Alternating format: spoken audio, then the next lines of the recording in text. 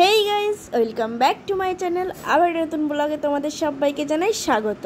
তো আমরা দীঘা থেকে মন্দারমণি বাইক নিয়ে চলে এলাম। কিন্তু থাকার আমাদের সেভাবে কোনো প্ল্যান ছিল না, কিন্তু পরিবেশটা দেখে আমার এত ভালো লাগলো, তো আমরা একটা দিন এখানে থেকেই যাব। তো আমরা যে হোটেলে ছিলাম সেই হোটেলটার নাম হচ্ছে হোটেল জাইকা ইন। তো তোমাদের আমাদের রুমটা একটুখানি শেয়ার করে দিই। তো এটা হচ্ছে বেড, আর ওই সাইডে একটা টেলিফোন ছিল। তোমরা রুমে বসে খাবার অর্ডার করলে হোটেলের স্টাফরা কিন্তু এসে তোমাদের খাবার দিয়ে যাবে। আর এখানে দুটো কাঁচের গ্লাস, একটা জলের বোতল, একটা টেবিল ছিল। আর এখানে একটা বেসিং, মিরর, আর ওই সাইডে একটা কোমোড, বালতি আর মগ ছিল। আমরা এখানে এসি রুম নিয়েছিলাম, আর আমাদের এটার ভাড়া পড়েছিল কিন্তু 1500 টাকা। এখানে কিন্তু তোমরা জামা কাপড় রাখার জন্য একটা আলমারিও পেয়ে যাবে। এইবার তোমাদেরকে যে রুমটা দেখাবো এটার ভাড়া হচ্ছে 2500 টাকা। তোমরা এখানে উইন্ডো এসি পেয়ে যাবে, আয়না, তারপর টিভিও আছে। আর এই রুমগুলো কিন্তু খুবই পরিষ্কার পরিচ্ছন্ন ছিল। এখান থেকে তোমরা সি ভিউও পাবে। আর এখানে বাথরুমটা তোমাদেরকে একটু দেখিয়ে দিই। বাথরুমটা কিন্তু বেশ বড় সড়ো ছিল। এখানে বেসিং, কোমোড, বালতি, আর এখানে গ্রিজারও আছে, এখানে শাওয়ারও আছে। তো এটা যেরকম ভাড়া একটু বেশি, সেরকম কিন্তু এটা আরও বেটার ছিল। তো এই যে সামনেই দেখতে পাচ্ছ সি ভিউ, তোমরা এখান থেকে বাইরে বেরিয়ে চেয়ার নিয়ে বসে সি ভিউ এনজয় করতে পারবে। আর তোমরা এই হোটেলগুলো কিন্তু একটু বার্গেনিং করে নিও, কারণ এগুলো কিন্তু ফিক্স রেট নয়। এইবার তোমাদেরকে একটা বড় রুম দেখাই, যেখানে তোমরা ফুল ফ্যামিলি নিয়ে থাকতে পারবে। এটা কিন্তু 6 জন মিলে তোমরা থাকতে পারবে। আর হোটেলটা দেখছো কত বড়।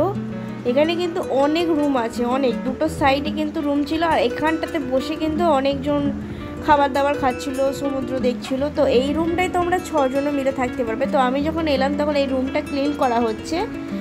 এই রুমটার ভাড়া কিন্তু 5500 টাকা ছিল। আর ওই দিকেতে বাথরুমটাও ক্লিন করছে, এখানে বাথটাবও আছে। আর এই বাথরুমটা কিন্তু অনেকটা বড় সড়ো ছিল। যেহেতু 6 জন মিলে থাকবে, তো বাথরুমটা একটু বড় সড়ো না হলে হবেও না। আর এখানে হোটেলের স্টাফেদের ব্যবহার কিন্তু খুবই ভালো ছিল। আমার পার্সোনালি ওদের ব্যবহার কিন্তু খুবই ভালো লেগেছে। আর হোটেলটাও খুবই সুন্দর, পরিষ্কার পরিচ্ছন্ন, একদম নিট অ্যান্ড ক্লিন। আর এখান থেকে সমুদ্র তো তোমরা দেখতেই পাচ্ছ কতটুকুনি। তো আমরা এবার সিঁড়ি দিয়ে নেমে একটুখানি সমুদ্রের ওখানে যাব। আর এই যে সামনে দেখতে পাচ্ছ এটা হচ্ছে রিসেপশন, তোমরা এখান থেকেও খাবার অর্ডার করে দিতে পারো। এবার আমরা যাই একটুখানি সমুদ্রটা দেখি। আর এখানে দেখলে অনেক সুন্দর ছোট ছোট গাছও লাগানো আছে। এখানে পার্কিং নিয়েও কোনো সমস্যা নেই। আর এই সাইডে কিন্তু দুটো দোলনা ছিল, বাচ্চা এলে এখানে খেলা করতে পারবে, তোমরা নিজেরাও বসতে পারবো, কোনো সমস্যা নেই। আর সামনেই দেখতে পাচ্ছ সমুদ্র, এখানে কতজন বসে আছে। আমরা যেহেতু এই মাত্র এলাম, একটুখানি রুমেতে গিয়ে ফ্রেশ ট্রেশ হব, তো তারপর এসে এখানে বসবো। আর এখান থেকে কিন্তু তোমরা চানও করতে পারবে। ওখানে স্পিড বোটও হচ্ছিলো, সেগুলোও তোমরা রাইড করতে পারবে। এখানে দেখো কত মানুষ চান করছে। কিন্তু এত রোদেতে আমরা চান করব না, আমরা একটু বিকেলের দিক করেই চান করব। সেই জন্য একটু বসে বসে এখানে স্পিড বোট হচ্ছিলো, সেগুলোই দেখছিলাম। আর এখন যেহেতু জোয়ার চলছে, তো এই স্পিড বোটটা কিন্তু অনেকটা দূরে নিয়ে গেছিলো, কিন্তু আবার জোয়ারের ধাক্কাতে আবার পেছিয়ে চলে এলো। তো ওরা কিন্তু চেষ্টা করছে। আর আমার কিন্তু দেখতে বেশ ভালোই লাগছিলো এখান থেকে। দীঘার জল আর মন্দারমণির জল কিন্তু দুটো পুরো আলাদা। এখানকার জলটা পুরো নীল, আর জোয়ারেরও কিন্তু অতটা যে ঢেউয়ের ধাক্কা আছে সেটাও কিন্তু না। আর এই যে হোটেলে তোমার কত গাড়ি পার্ক করা আছে। আর এটা তোমাদের বললাম না, একদম সুইমিং পুলওয়ালা হোটেল।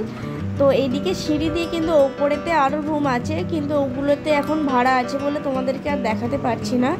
তো এবার আমি সুইমিং পুলটা দেখি। সুইমিং পুলটা দেখলাম ওখানে ক্লিন করছিল, আর এখানে তো একজন বসে জল নিয়ে খেলা করছে। তো আমরা এবার ওই সামনের দিকটায় যাই। আর এই যে ছোট্ট পাড়া সুইমিং পুলটা দেখছো, এটা কিন্তু বাচ্চাদের জন্য। আর ওই সাইডে দেখতে পাচ্ছ একদম রোডের ধারেতেই হোটেল। তোমাদেরকে যে বিচটা দেখালাম না, তোমরা ওই বিচটা ধরেও কিন্তু সমুদ্রের ধারে ধারে মন্দারমণি বিচেতে যেতে পারবে। বেশিক্ষণ সময় লাগবে না, ওই 3 থেকে 4 মিনিট মতন সময় লাগবে। তো আমরা কিন্তু ওইটা দিয়ে যাতায়াত করছিলাম বেশিরভাগ। আর এই যে এই পুলটা কিন্তু গানও বাজছিল, কিন্তু এখন যেহেতু কেউ নেই, দুপুর টাইমে বন্ধ আছে, সেই জন্য এটা একদম শান্তশিষ্ট। আর এইগুলো সব শাওয়ার হয়। তো এই পুলটা কিন্তু রাত্রেবেলায় আরও দেখতে সুন্দর লাগে, সেটাও তোমাদেরকে দেখাবো। আমরা কিন্তু অনেক হোটেলই দেখলাম, তো আমাদের কিন্তু এই হোটেলটাই বেস্ট লাগলো। সুইমিং পুল আর সমুদ্রও কিন্তু এখান থেকে বেশি দূর নাই। তো এবার আমরা খাওয়া দাওয়া করে নেবো। আমরা এখান থেকেই খাবার অর্ডার করেছিলাম। আমরা অর্ডার করেছিলাম বাঁশকাঠি চালের ভাত, আর সাথে ছিল চিকেন কারি। আমরা 1 প্লেটই ভাত অর্ডার করেছিলাম। আর এই 1 প্লেট ভাতে দিয়ে আমাদের কিন্তু দুজনের হয়ে গেছিলো ভালোভাবে, কারণ ওরা অনেকটা পরিমাণে দিয়েছিল। আর টাটকাও ছিল বেশ খাবারগুলো। আর চিকেন কারিটা 3 পিস চিকেন ছিল, আর গ্রেভিও ছিল কিন্তু অনেকটা। আর 1 প্লেট রাইসের দাম নিয়েছিল 50 টাকা, আর চিকেন কারিটার দাম নিয়েছিল 180 টাকা। এর সাথে কিন্তু 12% জিএসটিও অ্যাড হবে।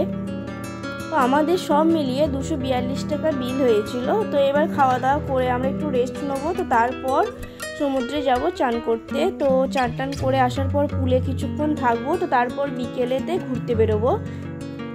আর তোমরা যদি অল্প বাজেটের মধ্যে খাওয়া বা ঘোরার প্ল্যান করে থাকো, তো তোমরা এই হোটেলটাতে নিশ্চিন্তে আসতে পারো। হোটেলটা একদম সব দিক থেকে বেস্ট ছিল। যদি হোটেলের নাম্বার দরকার হয় আমায় কমেন্ট করো, আমি কমেন্ট বক্সে দিয়ে দেবো। ওল্ড দীঘা নিউ দীঘাতে কিন্তু চেক আউটের টাইমটা কিন্তু অনেকটা আগে। এখানে কিন্তু চেক আউটের টাইম ছিল 11টার সময়। তো তোমাদেরকে এখানে দেখিয়ে দিলাম আমি সমস্ত কিছু। তোমরা ভিডিওটা পজ করে একটু দেখে নিও, আর ভিডিওগুলো ভালো লাগলে চ্যানেলটাকে সাবস্ক্রাইব করে দিয়ে পাশে থেকো। বাই।